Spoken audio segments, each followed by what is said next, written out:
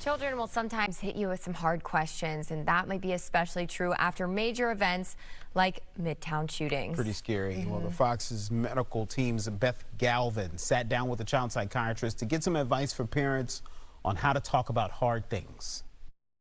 It can be hard to know what to say after a tragic or a violent event. And Dr. Suvrat Bhargave, a child psychologist, recommends that parents and guardians sort of check in with themselves first about how they're feeling about the event. And then when you sit down to talk to your child, he says, start with some questions.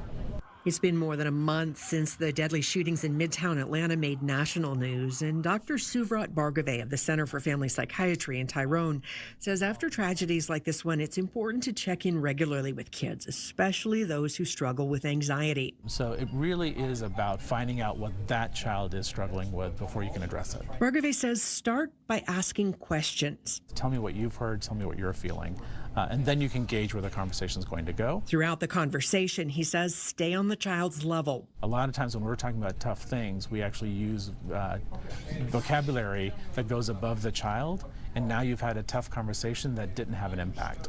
Make sure that you're having a conversation in a child's from a child's point of view. And Bhargave says be as honest as possible. I think a lot of times we feel like we have to protect our children, and so we cover things up.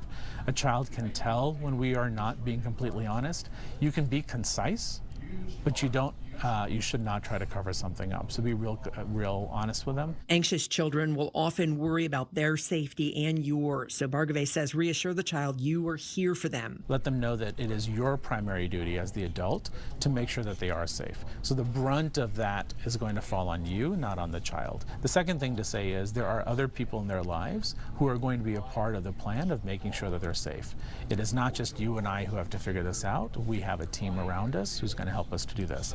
That way they know they're not alone. Lastly, Dr. Bhargave says try to balance their fears about what might happen. While many things are possible, we have to look at what is probable. And while there are some people who do bad things, there are more people who don't do bad things. And Dr. Bhargave says before you wrap up your talk, ask the child if he or she has any more questions to make sure that you're not overlooking anything. For your Fox medical team, I'm Beth Galvin.